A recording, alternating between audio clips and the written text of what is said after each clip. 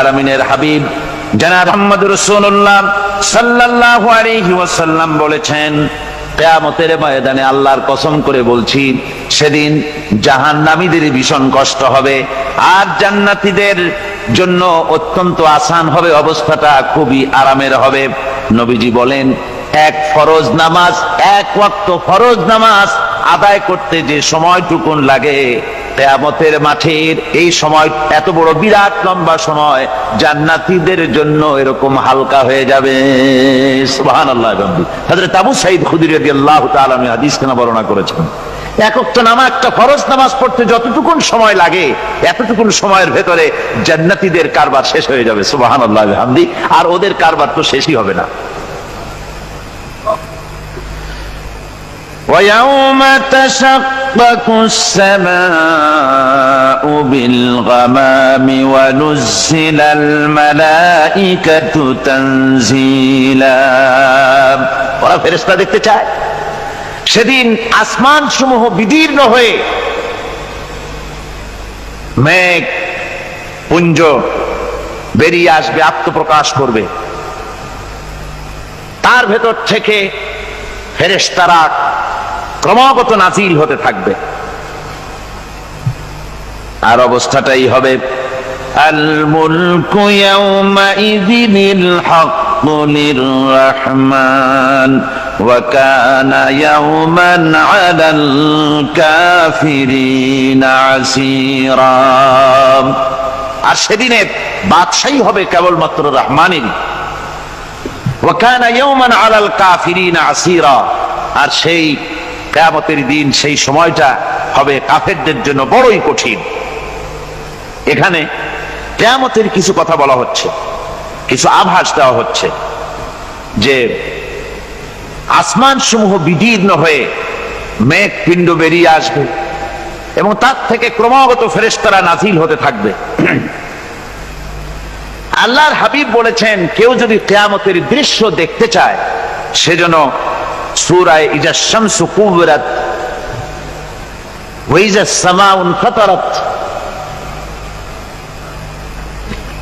ইজা সামাউ শাক্কাত, এই সূরাগুলি যেন পড়ে, তাহলে কিয়ামতের দৃশ্য তার চোখের সামনে প্রতিভাত হবে।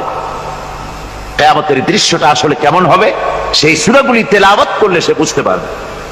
যেমন আল্লাহ পাক বলছেন, إذا السماء فطرت وإذا الكواكب انتثرت وإذا البحار فجرت وإذا القبور بعثرت। যখন আকাশসমূহ চূর্ণ বিচূর্ণ হয়ে যাবে আর তারকাসমূহ বিক্ষিপ্ত হয়ে পড়বে, সমুদ্র মহাসমুদ্রগুলি দীর্ণ বিদীর্ণ হয়ে যাবে, কবরগুলি সব উদ্গীরণ করে দেবে, তার মধ্যে যা আছে সে সবগুলি। আবার আল্লাহ পাক বলেন, ইযাশ শামসু কুবিরাত ওয়া ইযান নুজুমু কাদারাত ওয়া ইযাল জিবালু সুয়্যিরাত। সূর্য যখন ঢেকে যাবে, তারকাগুলি যখন বিপর্যস্ত হয়ে যাবে আর পাহাড়গুলি যখন চালিয়ে দেওয়া হবে, এই দৃশ্য তোমরা দেখতে পাবে। فإذا النجوم طمست وإذا السماء فرجت وإذا الجبال نسفت। সেদিন অবস্থা এমন হবে, সমস্ত তারকাগুলি স্তিমিত হয়ে যাবে আর আকাশসমূহ দীর্ণ বিদীর্ণ হয়ে যাবে। আর দেখতে পাবে পাহাড়গুলি, সমস্ত পাহাড়গুলিকে উড়িয়ে দেওয়া হবে। আবার অবস্থা আরো কি হবে, فإذا برق البصر وخسف القمر وجمع الشمس والقمر। যখন চক্ষু বিস্ফারিত হয়ে যাবে মানুষের, চাঁদ আর সূর্য নিষ্প্রভ হয়ে যাবে, সব একাকার হয়ে যাবে, চন্দ্র এবং সূর্য তার অস্তিত্বকে হারিয়ে ফেলবে। শুধু তাই নয়, ওয়াহুমিলাতিল আরদু ওয়াল জিবালু ফাদুক্কাতা দাক্কাতাও ওয়াহিদা। জমিন ও পাহাড়গুলির মধ্যে সংঘর্ষ লাগিয়ে দেওয়া হবে আর তা এক ধাক্কায় জমিন এবং সমস্ত পাহাড়গুলি চূর্ণ বিচূর্ণ হয়ে যাবে। সুবহানাল্লাহি ওয়া বিহামদিহি। আল্লাহ রাব্বুল আলামিন বলছেন, এইভাবে করে কিয়ামতের দৃশ্য, বিভীষিকাময় দৃশ্য তোমরা দেখতে পাবে। আর সেদিনের রাজত্বটা কার হবে? আল মুলকু ইয়াউমাইযিনিল হাক্কু লিররহমান। সেদিনের রাজত্ব হবে কেবলমাত্র রহমানের। অর্থাৎ যেসব কৃত্রিম বাদশাহী দেখে তোমাদের চোখে ধাঁধা লেগে গিয়েছে, তোমাদেরকে দুনিয়ার বাদশাহী দেখে তোমরা ধোঁকায় পড়ে গিয়েছো, এসব বাদশাহী কিছুই টিকবে না সেদিন। সেদিন শুধু বাদশাহী থাকবে একমাত্র আল্লাহ পাকের। কার থাকবে বাদশাহী? জোরে বলেন কার? আল্লাহ রাব্বুল আলামিন যখন কিছুই থাকবে না ঘোষণা করবেন লিমানিল মুলকুল ইয়াউম লিল্লাহিল ওয়াহিদুল কাহ্হার। আজকে কার রাজত্ব? চারিদিক থেকে আওয়াজ আসতে থাকবে, পরাক্রমশালী আল্লাহ রাব্বুল আলামিনের রাজত্ব। আর কারণ নয়, হাদিস শরীফে এসেছে, বুখারী মুসলিম শরীফের হাদিসে এসেছে, আল্লাহর নবী বলেন আল্লাহ রাব্বুল আলামিন তখন তার এক হাতে আকাশ মণ্ডলীকে ধারণ করবেন, আর এক হাতে জমিনকে ধারণ করবেন। আকাশ মণ্ডলী এক হাতে, জমিন এক হাতে। এভাবে আল্লাহ রাব্বুল আলামিন বলবেন আইনাল জাব্বারুন আইনাল মুতাকাব্বিরুন। কোথায় সেই স্বৈরাচারীরা? কোথায় সেই দুর্বিনীত অহংকারী স্বৈরাচার যারা আমার জমিনের উপরে, আমার মানুষের উপরে রাজত্ব চালিয়েছে? তারা আজকে কোথায়? কোথায় সেই অহংকারীরা? আল্লাহ পাক সেদিন যে বলবেন, সেদিন তো বলবেন, কিন্তু দুনিয়ার মাঝেও স্বৈরাচার যারা, অহংকারী যারা, তাদের শাস্তি পৃথিবীর বুকেও দেন। আর সেদিন তো দিবেনই। কত স্বৈরাচার আমরা দেখলাম, কত অহংকারী দেখলাম, যাদের তর্জনী হেননে লক্ষ কোটি কোটি মানুষ উঠতো আর বসতো। তাদের জিল্লাতির সঙ্গে আল্লাহ রাব্বুল আলামিন কতজনকে বিদায় করে দিলেন। ফুলের মালা নিয়ে কুলাতে পারে নাই, পা থেকে শুরু করে গলা পর্যন্ত ফুলের মালা দিয়া ডুবাই দিল ভক্তরা। আবার আল্লাহ রাব্বুল আলামিন এমন শাস্তি দিলেন, ফুলের মালার পরিবর্তে জুতার মালা নিয়ে জেলের মধ্যে ঢুকাইয়া দিলেন। ঠিক কিনা গণ? অহংকারী আর স্বৈরাচার যারা হয়, আল্লাহ পাক এভাবে তাদের দৃষ্টান্ত দেখিয়ে দেন। আমরা কত দেখলাম, 9 বছরের রাজা, 10 বছরের সাজা। পৃথিবীর মুখে যারা অহংকার করে, যারা স্বৈরাচার হয়, আল্লাহর আইনকে যারা বৃদ্ধাঙ্গুষ্টি প্রদর্শন করে, আল্লাহ পাক তাদের জমিনেও দেখান। এখানে চূড়ান্ত ফয়সালা আল্লাহ করেন না, আসল ফয়সালার জায়গা তো আছেই, তবে এখানে নমুনা দেখায় দেন। কিন্তু মুশকিল হচ্ছে, ইতিহাসের সবচাইতে বড় শিক্ষা হলো ইতিহাস থেকে মানুষেরা শিক্ষা গ্রহণ করে না। একজনে যে কাম করে বিপদে পড়ে, আর একজন এসে আবার সেই পথেই অগ্রসর হয়, নিশ্চিত মৃত্যুর পথে। আমার বন্ধুগণ, আল্লাহ পাক বলছেন সেই দিন আমার রাজত্ব হবে, আর কারো রাজত্ব হবে না। ওয়াকানা ইয়াওমান আলাল কাফিরিনা আসীরা। আর ওই দিনটা, ওই কিয়ামতের দিন হবে কাফেরদের জন্য সবচাইতে কঠিন। সবচাইতে কঠিন হবে কাদের জন্য? কাফেরদের জন্য। কাফের কারা? কাফের হচ্ছে তারা যারা নাকি আল্লাহর আইনকে অস্বীকার করেছে, আল্লাহকে অস্বীকার করেছে, আল্লাহর আইনকে অস্বীকার করেছে। ওরা কি? কাফের। কুফর শব্দের অর্থ হচ্ছে গোপন করা। এই জন্য অন্ধকার রাতকে আরবিতে কাফের বলা হয়েছে, অর্থাৎ যা সব জিনিসকে অন্ধকার দিয়ে ঢেকে দেয়। তো কুফর হচ্ছে সেই জিনিস যা মহাসত্যকে ঢেকে দেয়, সত্যকে, মহাসত্যকে ঢেকে দেয় যে জিনিস, সেটাকে কুফর বলা হয়। আর এই কাফের অন্ধকারে ঘুরে মরে, সে কোন আলোর খোঁজ পায় না।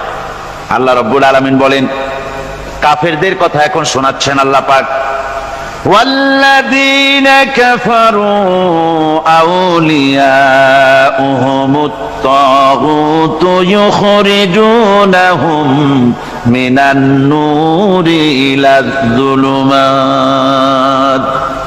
যারা কাফের, যারা কুফরি অবলম্বন করেছে, তাদের সাহায্যকারী আর পৃষ্ঠপোষক হচ্ছে তাগুত। তাগুত বলা হয় সেই শক্তিকে যে শক্তি শুধু নিজেই আল্লাহর আইন অমান্য করে বসে থাকে না, বরং অন্যদেরকেও আল্লাহর আইন অমান্য করতে বাধ্য করে। ওদেরকে আরবিতে কি বলা হয়? তাগুত বলা হয়। আর এই তাগুতি শক্তি, এই তাগুত হয় তার সাহায্যকারী, যা তাকে আলো থেকে টেনে অন্ধকারের ভেতরে নিয়ে যায়। আর কাফের হচ্ছে আল্লাহ পাকের ভাষায় অর্থাৎ কোরআনের ভাষায় কাফের হচ্ছে সবচাইতে নিকৃষ্ট প্রাণী, সবচাইতে নিকৃষ্ট জীব, মহাসত্যকে যারা অস্বীকার করেছে, যারা আল্লাহকে মানে না, যারা আল্লাহর কোরআনকে মানে না, যারা ইসলামকে স্বীকার করে না, তারা সবচাইতে নিকৃষ্ট প্রাণী। আল্লাহ রাব্বুল আলামিন বলেন, ইন্না শাররাদ দাওয়াবি ইনদাল্লাহিল্লাযীনা কাফারু ফাহুম লা ইউমিনুন। নিশ্চয়ই আল্লাহর জমিনে সব বিচরণশীল জীব যত আছে, আল্লাহ বলছেন আমার জমিনে বিচরণশীল জীব যত আছে তার মধ্যে সবচাইতে নিকৃষ্ট প্রাণী হলো যারা ঈমান আনে নাই, যারা বিশ্বাস করেন আমি আল্লাহকে, যারা পরকালকে বিশ্বাস করে নাই, যারা কোরআনকে বিশ্বাস করে নাই, যারা ইসলামকে বিশ্বাস করে নাই, পৃথিবীর মধ্যে তারা সবচাইতে নিকৃষ্টতম প্রাণী। আল্লাহ বলেন শুধু নিকৃষ্ট জনক নিকৃষ্ট প্রাণী বললেই সারে না, এরা হলো চতুষ্পদ জানোয়ারের মতো। কে বলতেছেন? আমি বলছি না, কিন্তু আল্লাহ পাক বলতেছেন চতুষ্পদ জানোয়ারের মতো কাফেরেরা। وَمَثَلُ الَّذِينَ كَفَرُوا كَمَثَلِ الَّذِي يَنْعِقُ بِمَا لَا يَسْمَعُ إِلَّا دُعَاءً وَنِدَاءً। এই কাফেরদের দৃষ্টান্ত হচ্ছে সেই রাখালের মতো, যে রাখাল তার পশুদেরকে ডাকে আর ওই পশুরা একটা ডাক শোনে মাত্র, কিন্তু কি যে বলে তা তো পশুতে বোঝেন। কথা বুঝতে পেরেছে? সুম্মুন বুকুমুন উমিয়ুন ফাহুম লা ইয়াকিলুন। এরা বোবা, এরা বধির, এরা অন্ধ, এ কারণেই কোনো কথা বোঝে না। এরা চতুষ্পদ জানোয়ারের চাইতেও নিকৃষ্ট। যাদেরকে আমি আল্লাহ বলেন, যাদেরকে আমি চোখ দিলাম, চোখ থাকতে হক দেখলো না, সব দেখলো, হক দেখে নাই চোখ দিয়া, এই চোখ দিয়া সব দেখলো, নারীর সৌন্দর্য উপভোগ করলো, আর নারীর অঙ্গ প্রত্যঙ্গ নিয়ে নানা ধরনের গল্প লিখলো, কবিতা লিখলো, কিন্তু এই সৌন্দর্য যিনি দিলেন তারেও চিনল না। আছে না কত কবি আমাদের দেশে? আমার দেশের সেই কবি জাতীয় পুরস্কার পায় যে কবি নারীর বিশেষ বিশেষ অঙ্গ নিয়ে বেশি করে নির্লজ্জ কবিতা লিখতে পারে, ওই হলো সবচেয়ে বড় কবি। আমার বন্ধুগণ, একজন বুজুর্গ ব্যক্তি তিনি পথ দিয়ে যাচ্ছিলেন, তো সে পথে এক সুন্দরী যুবতী মেয়েকে দেখে সেই যুবতী মেয়ের দিকে এই বুজুর্গ ব্যক্তি এক নজরে তাকায় আছে। তখন এই ঘটনাটাকে কবি এভাবে লিখতেছেন সাজায়, একদা সুখদায়ক প্রমোদা বদন দর্শন করিবম ঝরিল নয়ন, হেসে কহে সে রূপসী সবিস্ময় মন, কহ দেখি মহাশয় কহ কি কারণ, বিষয় বিরাগী তুমি ভুবনে প্রচার, কি হেতু জন্মিল তব মানস বিকার, সামান্য ললনা রূপ করি দর্শন, উচিত না হয় তব অশ্রু বরিশন। বুজুর্গ ব্যক্তি ওই মহিলার দিকে তাকিয়ে তাকিয়ে কাঁদতেছেন। সুন্দরী মহিলা বলেন, আল্লাহর বুজুর্গ বান্দা, আপনি এলাকার ভিতরে বুজুর্গ এবং পীর হিসাবে, বুজুর্গ ব্যক্তি হিসাবে আপনি বিখ্যাত। আজকে আমাকে এখানে দেখে আপনি আমার দিকে তাকায় আমার রূপ উপভোগ করতেছেন আর কাঁদতেছেন।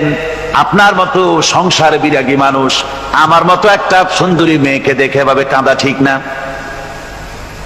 বুজুর্গ ব্যক্তি বলছেন, হেসে কহিলাম বালে করহ শ্রবণ, নেত্র ঝরে তবু হেতু ভেব না এমন, যে শিল্পী রচিল ওই সুধাংশু বদন, তাহার তরে ঝরে নেত্র নয়নে জীবন। আল্লাহর বান্দি, আমি তোমাকে দেখি কান্দি না, আমার চোখে পানি বেরিয়ে গেছে। তোমারে দেখে আমি মনে মনে ভাবলাম, এত সুন্দর করে যিনি মানুষ বানিয়েছেন, না জানি ওই আল্লাহ রব্বুল আলামিন কত বড় সুন্দর।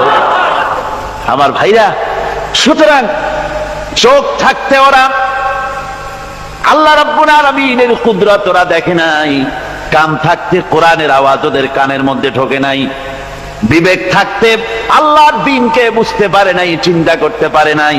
আল্লাহ রাব্বুল আলামিন বলেন, উলাইকা কাল্লানাম, এরা হলো চতুষ্পদ জানোয়ার, বালহুম আদাল, শুধু জানোয়ার না, জানোয়ারের চাইতেও নিকৃষ্ট। এমনই জানোয়ার, আল্লাহ বলেন শুধু জানোয়ার না, জানোয়ারের মতো শুধু খায় জনমের মতো। والذين كفروا يتمتعون ويأكلون كما تأكل الأنعام।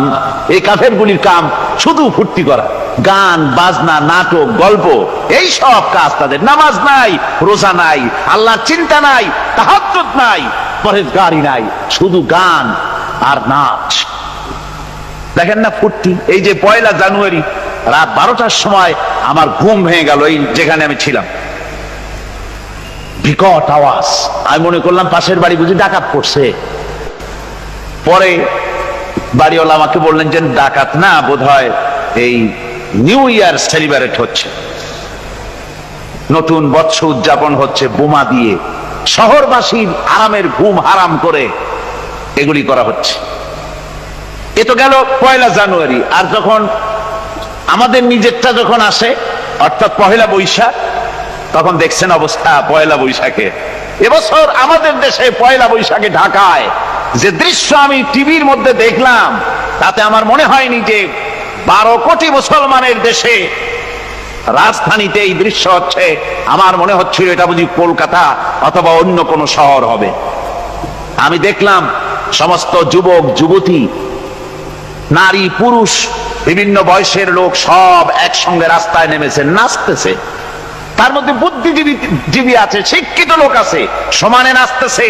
আর তাদের মুখোশ পরা, বানরের মুখোশ, কুকুরের মুখোশ, শূকরের মুখোশ, ঘোড়ার মুখোশ, পাতি শিয়ালের মুখোশ, এই মুখোশ পরে এভাবে নাচতেছে। আমি চিন্তা করলাম, নববর্ষের সাথে কুত্তার মুখোশের সম্পর্ক কি? নববর্ষের সাথে পাতি শ্রীগালের মুখোশের সম্পর্ক কি? তাহলে ওরা কি বলতে চায় যে আগামী বছরটা আমরা কুত্তার ভূমিকায় অ্যাক্টিং করব, অথবা শ্রীগালের মতো ধূর্তামি করব জাতির সাথে? তারপরে কি করলো? সকাল বেলায় যুবক যুবতী 1 বৈশাখ সূর্য উদয়ের আগে রমনা লেকের পাড়ি গিয়ে সব দাঁড়িয়েছে বাসন্তী রঙের শাড়ি পরে। তারপরে সেখানে দাঁড়িয়ে সূর্য উদয়ের পানে তাকিয়ে সকাল বেলায় ভাবে করজোর করে বলছে, এসো হে নববৈশাখ স্বাগতম হে। নববৈশাখ অলক্ষে বোধহয় এটা শুনে বলতেছে, বাবাজিরা আমারে ডাকতেছো, অপেক্ষা করো, আমি আসতেছি। আমারে ডাকতেছো, আমি আসতেছি, কোমরে গামছা বেঁধে আসতেছি, 225 মাইল স্পিডে আসতেছি, 30 ফুট উঁচু জলোচ্ছ্বাস নিয়ে আসতেছি, নববৈশাখের মজা সাত চাকায়। আমার ভাইরা, মুসলমান নববর্ষ উদযাপনের সাথে মুসলমানের কিসের সম্পর্ক? মুসলমান যদি এই দিন উদযাপনই করে, তাহলে তাকে করতে হবে ফজরের নামাজ পড়বে। মুসলমান নববর্ষ উদযাপন করবে, ফজরের নামাজ পড়বে, তারপরে কোরআন শরীফ তেলাওয়াত করবে, দরুদ শরীফ পড়বে, আল্লাহর দরবারে হাত তুলে বলবে, রব্বুনা রাব্বিন, 31 বছর পার করে দিলাম, নাফরমানি ছাড়া কিছুই তো করি নাই, বিগত বছরে যা করেছি মাফ করে দাও, আগামী বছরটা গোটা জাতি আর দেশের জন্য কল্যাণকর মঙ্গলময় করে দাও। এটাই তো বলা উচিত ছিল নাকি বলে? তা না করে, তা না বলে, বৈশাখের পরিচালককে না দেখে সরাসরি বৈশাখকে আহ্বান করা হয়েছে, আর বৈশাখ আহ্বান করার মজা জনমের মতো দেখাই দিয়েছে। আল্লাহ রাব্বুল আলামিন তাই বলেন, কাফেররা তাদের কাজ হলো শুধু খাওয়া, তারা এমন খাওয়া খায় জনমের মতো খায়। ইয়াকুলুনা কামা তাকুলুল আনাম, জানোয়ারে যেমন খায় ওই রকম খায়। তার মানে খায়, একটু বিসমিল্লাহ কয় না, খায়া যখন ছেড়ে দেয় তখন আলহামদুলিল্লাহ বলে না, বাহাত দিয়ে খায়, আবার বাহাত দিয়ে খায়। ডাব একটা কাটলো, বিসমিল্লাহ নাই, খাইলো, 2-4 ঢোক খাইয়া পুরা ডাবটার ফেলাই দিল। ডাবটা কি তোমার বাজান তৈরি করছিল নাকি? একটু বিসমিল্লাহ বললা না, একটু শুকরিয়া আদায় করলাম। আমি গত এই ডিসেম্বর গেল, ডিসেম্বরের 16 তারিখ আমেরিকা থেকে এসেছি। ওখানে দেখলাম তারা প্রতি নভেম্বর মাসের শেষ বৃহস্পতিবার থ্যাঙ্কস গিভিং ডে অবজার্ভ করে। তা আমি জিজ্ঞেস করলাম, থ্যাঙ্কস গিভিং ডে জিনিসটা কি? ওরা বলল, এটা হচ্ছে এই যে গড আমাদেরকে সারা বছর ভালো খাওয়াইছে, আমাদেরকে ভালোভাবে পড়াইছেন, সুন্দর রেখেছেন, এই জন্য আমরা গডকে থ্যাঙ্কস দেই নভেম্বরের এই শেষ দিনটিতে। সারা বছরের ভালো খাইছি, ভালো থাকছি, এই জন্য গভর্নমেন্টকে মানে গডকে থ্যাঙ্কস দিলাম। আমি আমার আলোচনায় সেখানে বললাম যে দেখেন, রাশিয়ার সাথে আমেরিকার পার্থক্য তো এখানে, ওরা গডকে অস্বীকারই করেছে, গডই মানে না। আর এরা গডের নামাজ রোজা বা ইবাদত কিছু করুক আর না করুক, গডের অন্তত একটা ধন্যবাদ দেয়। ওরা ওদের ডলারে লিখেছে, ইন গড উই ট্রাস্ট, প্রত্যেকটা ডলারে লেখা আমরা গডে বিশ্বাস করি। তো শুকর আদায় করলে তো আল্লাহ বাড়িয়ে দিবেন। আল্লাহ রাব্বুল আলামিনের সুন্নাত হলো, শুকর যদি কেউ আদায় করে আল্লাহ বাড়িয়ে দেন। লা ইন শাকারতুম লাযীদান্নাকুম ওয়া লা ইন কাফারতুম ইন্না আযাবী লাশাদীদ। আমার নিয়ামতের শুকর যদি আদায় করো আমি বাড়ায় দেব, আর যদি নিয়ামতের শুকর আদায় না করো তাহলে মস্ত বড় শাস্তি তোমাদের জন্য রেখেছি। তো আমেরিকা শুকর আদায় করে নিজেরা খাইয়া, কিন্তু ওদের জমিন হলো বিশাল জমি। আমি কয়েকবার গিয়েছি এবং বহু স্টেট সফর করেছি। ওদের জমিন এত ফার্টাইল, জমিনে যদি রীতিমতো তারা ফসল ফলাতো, এই ফসল সারা দুনিয়ার দরিদ্র ভূমুক্ষ জনতাকে খাওয়াইয়া বাঁচাইতে পারত। কিন্তু ওরা তা করে না। ওরা করে কি? ওরা মুনাফার হার, বাজার দর ঠিক রাখার জন্য নির্দিষ্ট পরিমাণ জমিনের ফসল ফলায়, কিন্তু জমিন এতই উর্বর, ওদের মেজারমেন্ট করা, মাপ করা, হিসাব করা ফসল হয় না, ফসল হয় বেশি। তখন বাড়তি ফসলকে তারা প্রতি বছর লক্ষ লক্ষ টন আলু আর গমকে তারা সমুদ্রে নিক্ষেপ করে। তাদের আলু এবং গম সেই সময় তারা নিক্ষেপ করে সমুদ্রে যখন ইথিওপিয়া, সুদানে মানুষ না খেয়ে মরছে। পৃথিবীর বিভিন্ন দেশে মানুষ ক্ষুধার যন্ত্রণায় যখন চিৎকার করছে, আর তাদের এই চিৎকারে আকাশ বাতাস ভারী হয়ে যাচ্ছে, তখন ওরা এই কামটি করছে। তাই আমি ওই প্রথম দিন বলেছিলাম যে রাশিয়া যেমন খান খান হয়েছে, অস্তিত্ব বিলুপ্ত হয়েছে আল্লাহর সাথে নাফরমানি করার কারণে। আপনারা বলতে পারেন কমিউনিজম কি একটা সহজ ব্যাপার? একটা বিরাট শক্তি পৃথিবীর বুকে, কত দেশ তারা ডমিনেট করতেছিল, কোন যুদ্ধ নাই, কোন রক্তপাত নাই, বিনা ধাক্কায়, বিনা বাতাসে, বিনা ঝড়ে বিশাল মহিরুহু চিৎপটাং। এটা হলো কেন? কেন হলো রাশিয়ার এই দশা? আমি লালদিঘির ময়দানে বলে গেছিলাম, আমি চিন্তা করে যেটা পাইছি সেটা হচ্ছে এই, দুনিয়ার সমস্ত মতবাদ আল্লাহকে কোনো না কোনো প্রকারে স্বীকার করে। তার কথা মানুক আর না মানুক, আছে একটা কিছু, এতটুকুন বলে যে আল্লাহ আছেন বা গড আছে বা একটা কিছু আছে। কমিউনিজম, সমাজতন্ত্র হলো পৃথিবীর একমাত্র নিকৃষ্ট মতবাদ, যে মতবাদ সরাসরি আল্লাহকে অস্বীকার করেছে, বলেছে আল্লাহ নাই, দেয়ার ইজ নো গড। তারা ধর্মকে আফিম বলেছে। আল্লাহ পাক তাই কোন যুদ্ধ ছাড়া, কোন মারামারি ছাড়া, কোন রক্তপাত ছাড়া এই বিশাল শক্তিকে উৎকারে উড়িয়ে দিলেন, তুলার মতো হয়ে। গোটা রাশিয়া তুলার মতো হয়ে, পেঁজা তুলা, ধোনা তুলার মতো হয়ে সব উড়ে চলে গিয়েছে। অস্তিত্ব বিলুপ্ত হয়ে গিয়েছে। কিন্তু আমাদের দেশের খুচরা কমিউনিস্টরা এখনো স্বপ্ন দেখে। ওই যে কালকে বলেছি, তারা বলে কলমের খোসা এটা এখনো নষ্ট করা যাবে না, এটা এখনো চালু করা হবে। এখনো চীনে আছে, এখনো কিউবায় আছে।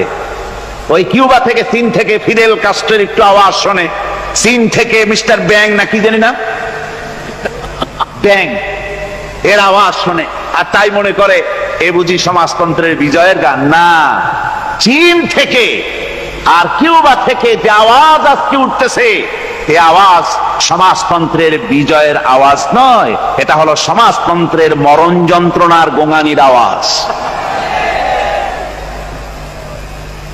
কাজী এরা দুনিয়ার বুকে শুধু আনন্দ এবং ফুর্তি করে, আল্লাহর হককে, আল্লাহকে চিনতে তারা ব্যর্থ হয়েছে।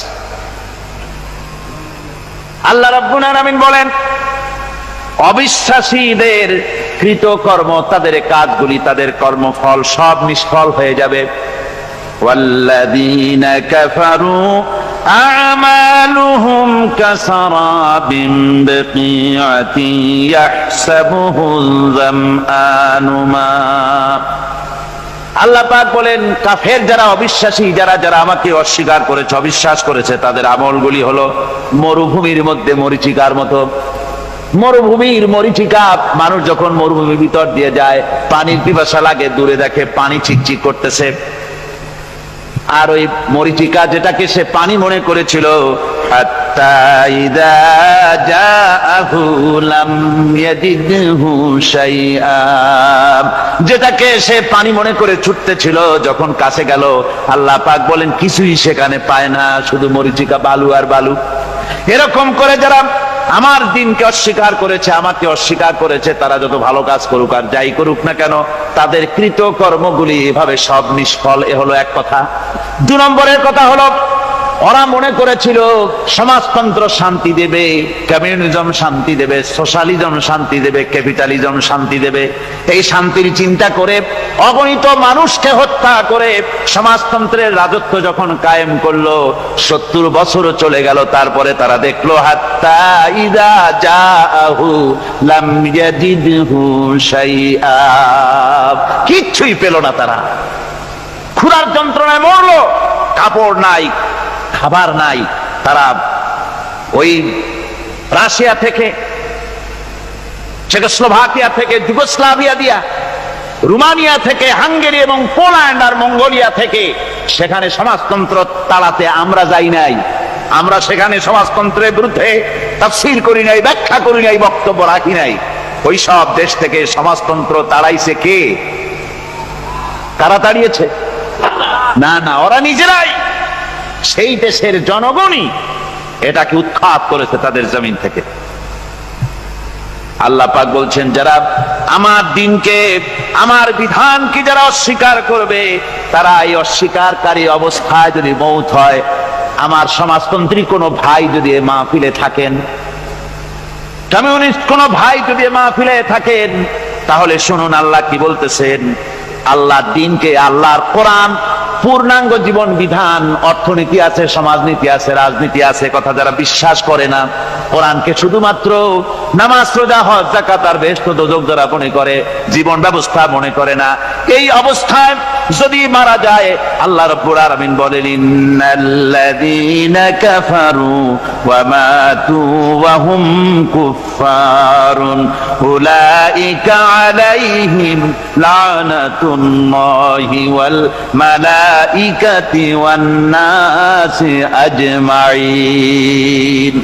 আল্লাহ রাব্বুল আলামিন বলেন, আমাকে অস্বীকার করার অবস্থায়, আমার দ্বীনকে, বিধানকে অস্বীকার করার অবস্থায় যদি মৌত হয়ে যায়, তাহলে আল্লাহ, ফেরেশতা এবং তাম পৃথিবীবাসীর অভিসম্পদ তার উপরে হতে থাকে, লানত হতে থাকে। খালিদিনা ফিহা লা ইউখাফফাফু আনহুমুল আযাবু ওয়া লা হুম ইউনজারুন। এই অভিসম্পদ অবস্থায় তারা সব সময় লিপ্ত থাকবে, না তাদের আযাবকে কমায় দেওয়া হবে, আর না তাদের কোন রকম অবকাশ দেওয়া হবে। এখন আরো মজবুত কথা